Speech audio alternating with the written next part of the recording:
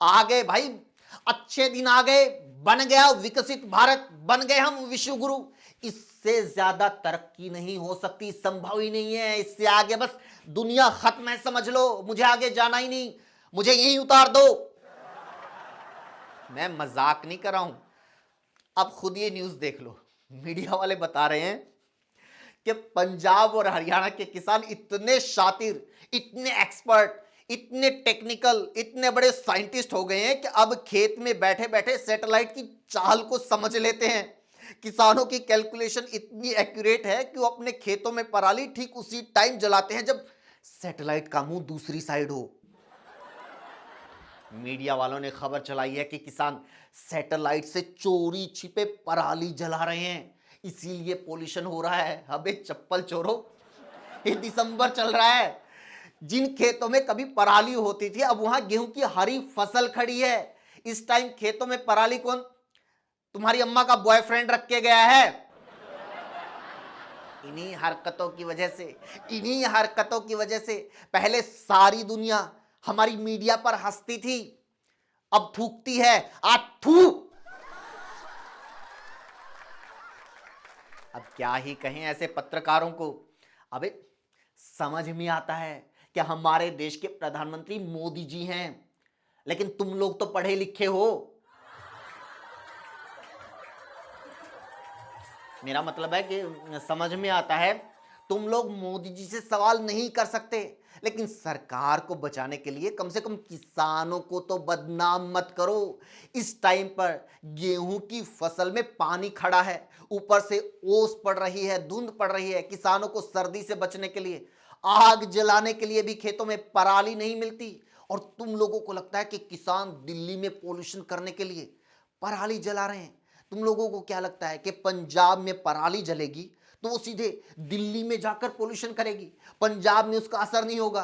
अरे कुछ तो अक्ल का इस्तेमाल करो, कुछ तो करो। अगर कोई किसान दिल्ली से 300-400 किलोमीटर दूर पराली जलाता है तो उसका धुआं दिल्ली पहुंचेगा तब पहुंचेगा, लेकिन सबसे पहले तो उस धुएं का 1000 गुना असर वहीं पर होगा ना जहां आग जल रही है। और तुम लोगों को लगता है कि पंजाब के किसान दिल्ली में पॉल्यूशन करने के लिए खुद वो 1000 गुना धुआं झेल रहे हैं। मतलब किसान दिल्ली को चश्मा चढ़वाने के लिए खुद अपनी आंखें फोड़ रहे हैं।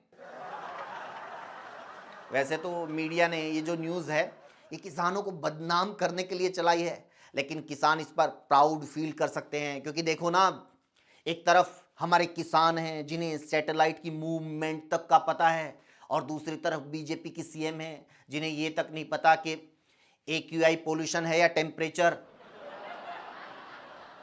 एक तरफ मीडिया पोल्यूशन के अजीब अजीब कारण बता रही है, दूसरी तरफ दिल्ली की सीएम इसे दूर करने के लिए अजीब अजीब सॉल्यूशन निकाल रही है। एक बड़ा क्रांतिकारी सॉल्यूशन ये निकाला है कि अब दिल्ली में कोई तंदूर नहीं जलाएगा। वाह, इसे कहते हैं मास्टर स्ट्रोक। मास्टर क्या, ये हेड मास्टर स्ट्रोक है। लेकिन इस बात की क्या गारंटी है कि जब किसान सैटेलाइट को चकमा दे सकते हैं तो तंदूर वाले क्यों नहीं? भाई सीएम तो सीएम, दिल्ली के पर्यावरण मंत्री मनजिंदर सिंह सिरसा का बयान सुनो। उन्होंने तो यहां तक कह दिया कि दिल्ली में पोल्यूशन बढ़ाने के लिए आम आदमी पार्टी वाले जानबूझकर कूड़ा जला रहे हैं। लोगों ने कहा कि अगर वो कूड़ा जला रहे हैं तो पुलिस पकड़ क्यों नहीं रही? अरे वो केजरीवाल पहचान में ही नहीं आता, उसके पास मफलर है ना। ये सही है, पोल्यूशन के लिए सरकार को छोड़कर सब जिम्मेदार हैं, कभी केजरीवाल, कभी किसान, कभी पंजाब, कभी हरियाणा। इस बात से नेहरू बहुत खुश हैं कि चलो देश में कुछ तो ऐसा हो रहा है जिसके लिए मैं जिम्मेदार नहीं हूं।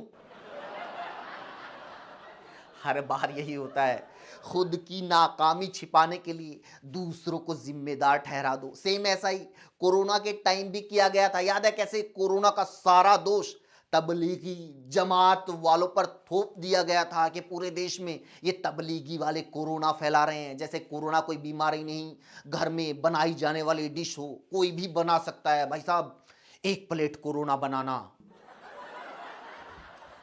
हमने इस वीडियो के एंड में बताया था कि कैसे पोल्यूशन का परमानेंट समाधान हो सकता है। आप वीडियो को जाकर देख सकते हैं, लेकिन सरकार को कुछ दिखाई नहीं दे रहा है, कोई समाधान दिखाई नहीं दे रहा है। अरे अगर ढूंढो तो मिलेगा ना। फिलहाल तो सरकार सिर्फ टारगेट ढूंढ रही है कि किसके सिर पर ठीकरा फोड़ा जाए, क्योंकि प्रॉब्लम यह है कि इसमें कोई मुस्लिम एंगल भी नहीं घुसाया जा सकता कि देखो पॉल्यूशन फैलाने के लिए मुसलमान जानबूझकर डकार मार रहे हैं। बस हिंदू मुस्लिम का एंगल मिल जाए भाई, फिर नहीं सोचते लोग हवा जहरीली है, जानलेवा है, बूढ़े मर रहे हैं या बच्चे। अरे मरते हैं तो मरते रहे, वैसे भी उस देश में जी के क्या करेंगे जो हिंदू राष्ट्र तो है ही नहीं। हालत इतनी खराब है कि दूसरे देश लगातार अपने लोगों को एडवाइजरी जारी कर रहे हैं कि भारत में मत जाना, दिल्ली में मत जाना, क्योंकि वहां का पीएम खुद दूसरे देशों में घूमता रहता है। मोदी जी मस्त है ना, दिल्ली वालों को बोल के कि मौसम का मजा लीजिए, खुद विदेश दौरे पर निकल गए, वहां मस्त गाने सुन रहे हैं, डांस देख रहे हैं, लोग मरते हैं मरे। वैसे भी यही लोग थे ना जो बड़े खुश हो रहे थे, ही मोदी 400 पार नहीं कर पाए, लो कर लिया।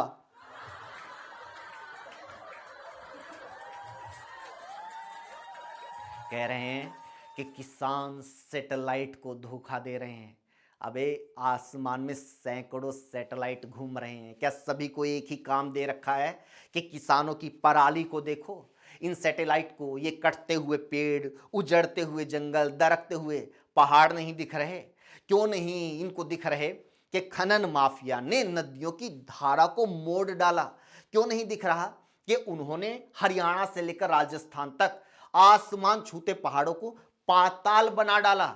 इनको अरावली में हो रहा अवैध खनन क्यों नहीं दिख रहा? दुनिया की सबसे पुरानी माउंटेन में से एक अरावली, वो अरावली जो दिल्ली एनसीआर को थार के रेगिस्तान से बचाती है, धूल भरी आंधियों से बचाती है, उसको खत्म क्यों किया जा रहा है? क्यों 100 मीटर से नीची पहाड़ी को पहाड़ी नहीं मानने का नियम बनाया जा रहा है? क्यों 90% अरावली को खनन के लिए खोला जा रहा है? क्यों सरेआम रेगिस्तान, बाढ़, तूफान, पोल्यूशन और वाइल्ड लाइफ के विनाश को न्योता दिया जा रहा है? क्यों आने वाली पीढ़ियों के लिए नर्क का दरवाजा खोला जा रहा है? क्यों अंधाधुंध खनन, रियल एस्टेट और प्राइवेट प्रोजेक्ट्स को विकास का नाम दिया जा रहा है? ये विकास की कौन सी परिभाषा है जिसमें चमड़ी उतार के सूट सिलवाया जा रहा है, गर्दन काट के मुकुट पहनाया जा रहा है? ये सवाल कोई नहीं पूछ रहा है, क्योंकि ये सवाल थोड़े हैं। सवाल तो ये है कि क्या राहुल गांधी को ठंड लग गई? सवाल यह है कि राहुल गांधी जर्मनी क्यों गए, और गए तो वहां जाकर स्वेटर क्यों पहना?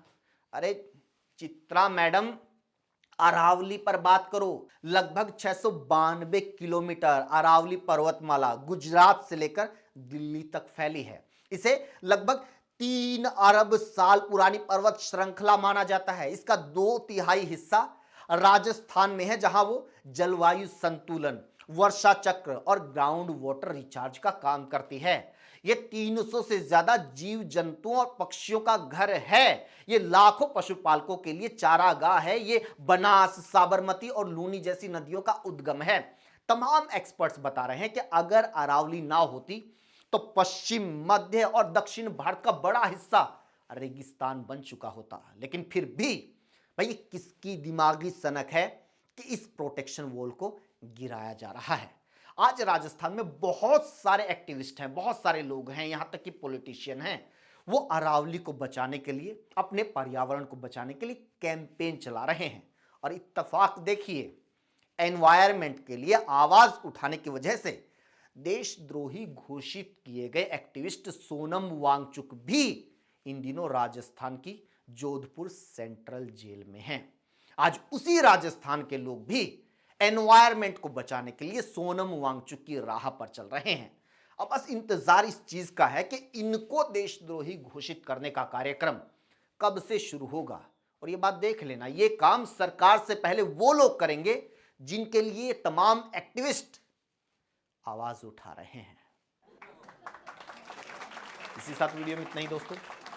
कैसी लगी अरावली को लेकर, पोल्यूशन को लेकर आप लोगों की क्या राय है, कमेंट करके जरूर बताइए और लोगों तक पहुंचाइए, जागरूक कीजिए, शेयर कीजिए। जुड़ने के लिए चैनल को जरूर सब्सक्राइब कीजिए। Thank you so much.